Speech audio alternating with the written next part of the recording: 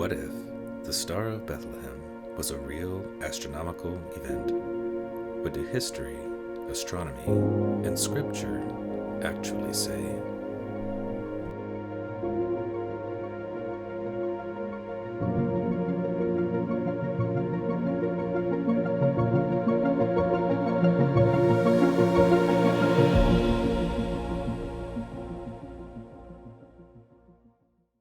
The majority of humans will never see a clear night sky.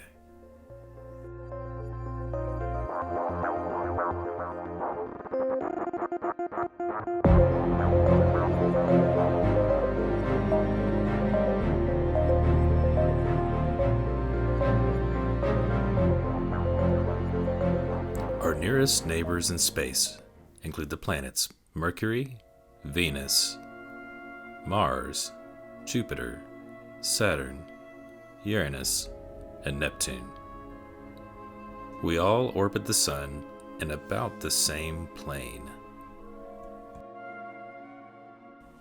When we look up at the night sky, we're seeing the same planets humanity has watched for thousands of years. Whether it's Jupiter shining brighter than any star, or Saturn moving slowly along its path, Babylonian scholars had recorded planetary motions for centuries using arithmetic. Greek astronomers combined this knowledge with geometry, modeling the heavens using spheres and angles. Ancient astronomers didn't have telescopes, but they knew these lights in the sky weren't random. They tracked them, predicted them, and sometimes found meaning in them. With that in mind, we turn to one of history's most intriguing passages, Matthew chapter 2. It says, "Now when Jesus was born in Bethlehem of Judea in the days of Herod the king, behold, there came wise men from the east to Jerusalem, saying, Where is he that is born King of the Jews? For we have seen his star in the east, and are come to worship him." The first occurrence of the word star comes from the Greek astera, which means a luminous body other than the sun, which is visible in the night sky. We know the ancients had at least two words for stars, according to Ptolemy in his Book 1. We had a word for fixed stars and wandering stars. The word for east comes from the Greek Anatole, which means east, rising of the sun, giving special meaning with regards to the heliacal rising. We turn to Luke chapter 2 for a crucial part of the timeline. It says, "And it came to pass in those days that there went out a decree from Caesar Augustus that all the world should be taxed. And this taxing was first made when Cyrenius was governor of Syria." Augustus was the first emperor of Rome. He reigned from 27 BC to AD 14. He was succeeded by Tiberius Caesar. He performed 3 major censuses, separated by lustrum, 5-year periods ending with ritual. The word text was translated from the Greek apographe, which means to take a census, register, record. We know that the corresponding lustrum was fundamentally linked to taxation. With this information, we turn back to Matthew. In verse 3 it says, "When Herod the king had heard these things, he was troubled, and all Jerusalem with him. And when he had gathered all the chief priests and scribes of the people together, he demanded of them where Christ should be born. And they said unto him, In Bethlehem of Judea, for thus it is written by the prophet, And thou, Bethlehem, in the land of Judah, art not the least among the princes of Judah. For out of thee shall come a governor, that shall rule my people Israel." Then Herod, when he had privily called the wise men, inquired of them diligently what time the star appeared. And he sent them to Bethlehem, and said, "Go and search diligently for the young child, and when ye have found him, bring me word again, that I may come and worship him also." When they had heard the king, they departed. And lo, the star which they saw in the east went before them, till it came and stood over where the young child was. Bethlehem is and was due south of Jerusalem. The star is said to have stood over where the young child was. That's a striking claim, one that invites testing, so I turned to astronomical simulation software to see whether the sky itself could support what the text described. I downloaded and installed the software Stellarium.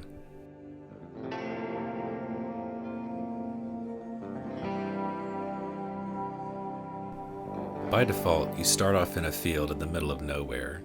You have to bring up the location settings and input the location you want. So I put in Jerusalem, West Asia. Immediately, it becomes nighttime, given it's on the other side of the Earth. Then I opened up the view settings. Here I changed the field of view. That way we could see more of the night sky all at one time. Next I opened the date-time window. We start off at the current date, so I changed to 7 BC, which is -6 in astronomical time. Then I went back to the date of the first conjunction period, or at least several days beforehand. That way we could leave some time evolution to show how the software works. I opened the astronomical calculations to monitor the angular distance between Jupiter and Saturn. Then I began to increment towards the conjunction day, May 29th.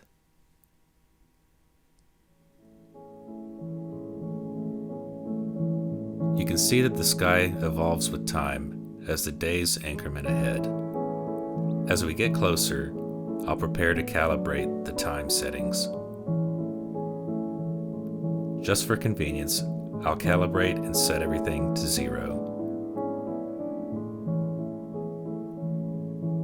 I'll also pause the time, that way the time doesn't tick ahead and we have more control.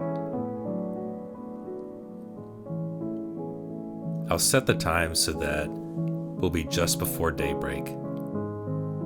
We'll move the calculation window aside and point ourselves toward the east to watch for the heliacal rising. Just as we expected, Jupiter and Saturn come up from the eastern sky just as daybreak is about to occur.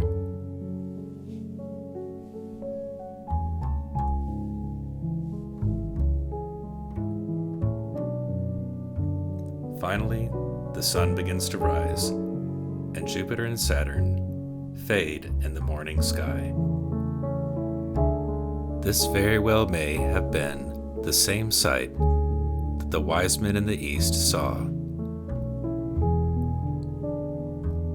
Next, we'll check for the date of the second conjunction, calculated to be in October of the same year.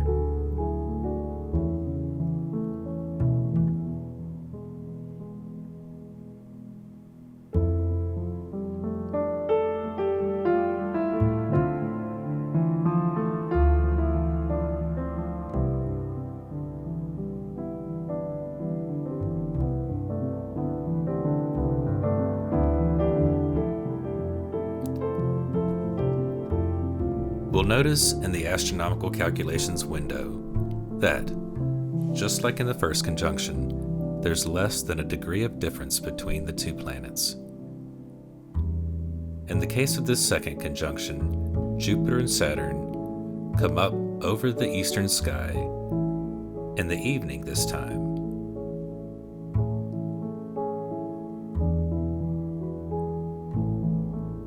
If we go to the opposite side, we can look at the time that Jupiter and Saturn go below the horizon.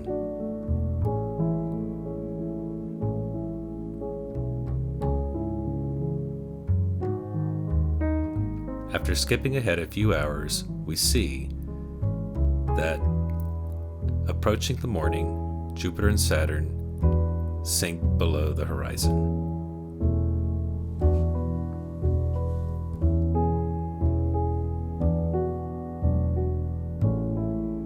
This time, they go below the west before daybreak.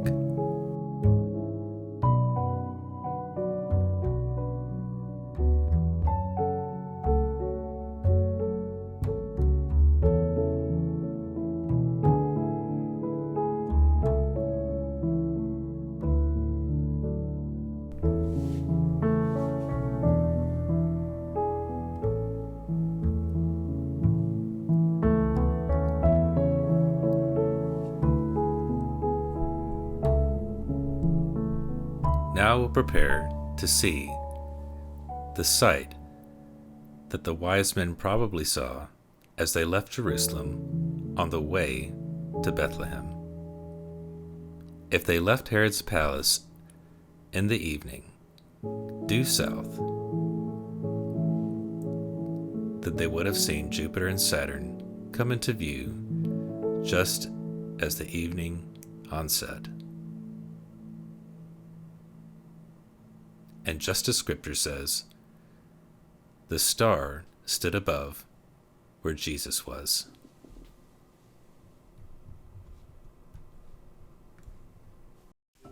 We come to the final leg of the journey. It says that the wise men, when they saw the star, they rejoiced with exceeding great joy. And when they were come into the house, they saw the young child with Mary his mother, and fell down and worshipped him. And when they had opened their treasures, they presented unto him gifts, gold, and frankincense, and myrrh. Although we can't be totally certain that Jupiter and Saturn's conjunction were Bethlehem's star all along, the third conjunction in December, appearing directly south, being consistent with Scripture in its placement above the home of Jesus, Mary, and Joseph, is very remarkable. One final fact we may take away from Scripture is that in Luke 2 it says that before the shepherds visited the manger, they were watching their flock by night, meaning that they must have seen Jesus at least a few months earlier than the wise men, probably in late summer or early fall, when it was still warm enough to have flocks in the field. With this information in hand, let's attempt to build the timeline of the astronomical events and how they fit in to Jesus' birth. We know that the second census of Caesar Augustus was in 8 BC.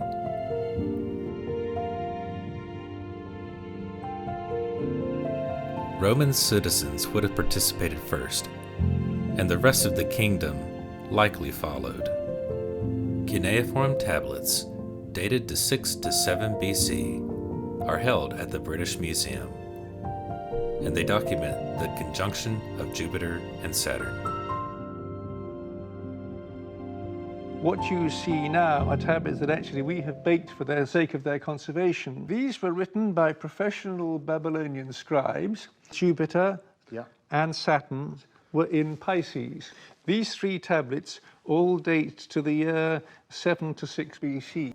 From the Book of Antiquities by Josephus, we know that a lunar eclipse occurred on March 13th, 4 BC, shortly before Herod died. We also know from his Antiquities that the Passover feast, just after his death, occurred about 13 months later. Although the death of Herod isn't perfectly certain, we know that it happened between these two events, based on the order of writing in Josephus' works. Finally, we know that the birth of Jesus had to have happened sometime after the decree of Caesar Augustus, and before the time that Herod died, putting a bounding box of his birth sometime between 7 and 4 BC.